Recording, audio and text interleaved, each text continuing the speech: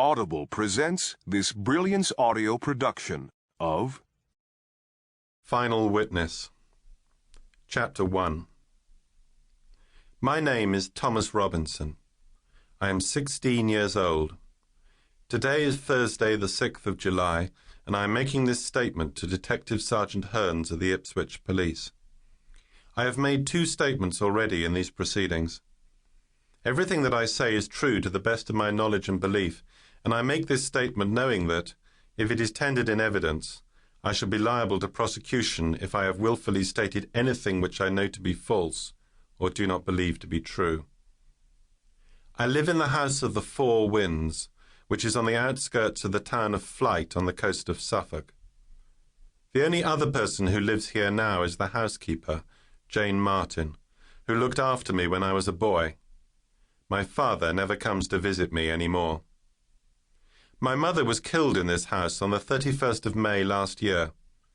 I described everything that happened in my first 2 statements. 2 men came and murdered her. One of them had a ponytail and a scar behind his jaw. I was here too, but hidden in a secret place behind the great bookcase at the top of the stairs. It was made for Catholic priests to hide in when the Protestants were searching for them hundreds of years ago. I hid there, but my mother didn't. She couldn't because there was not enough time. That's why she died. The men didn't see me, but I saw the man with the scar through the little spy hole in the bookcase. He was bending down over my mother, and I saw him when he got to his feet with something gold in his hand.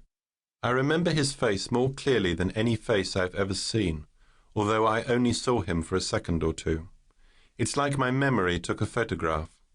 Small, dark eyes, thin, bloodless lips, and a thick scar that ran down from behind his jaw into his strong bull neck. You could see the scar because he had his black hair in a ponytail. I'd seen the man before. He was with Greta in London. It was 6 weeks before he killed my mother. I only saw him from behind, but I know it was him. He had the same ponytail and the scar. Yesterday evening at about 7 o'clock I saw this man again, for a 3rd time.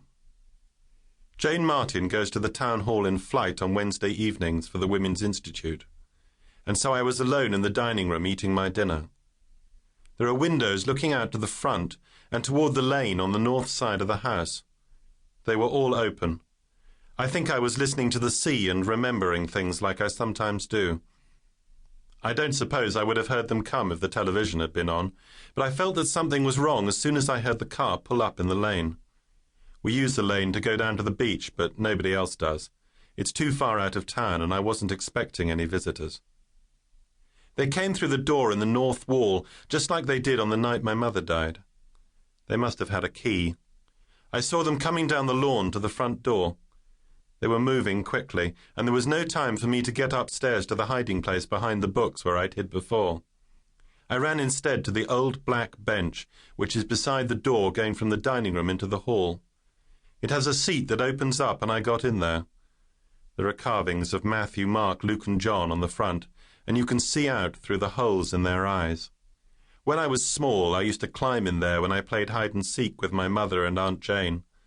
But now I didn't fit very well, and I was frightened, very frightened. The police have installed a panic button in the house, and I pressed that before I got in the bench. It's connected to Carmouth Police Station and makes them come when I need them. I was in the bench when they came in through the front door. There were 2 of them, and they used a key. I'm sure of that. The one with the scar was in charge, but he didn't have his hair in a ponytail this time. He wore it long, so I couldn't see the scar. He called the other man Lonnie. They wore leather jackets and jeans, and Lonnie was wearing a baseball cap. He was overweight and looked like a boxer. I'd never seen Lonnie before. I'd say they were both in their 30s, but they could have been older. They looked around the rooms downstairs for a while, but they didn't touch anything, and they had gloves on. Then the one with the scar said, "Lonnie, watch the fucking road while I go upstairs. The kid's behind that bookcase where he was before. Greta told me how it works." Lonnie came and stood really close to where I was, but I couldn't see him because he was to the side of me.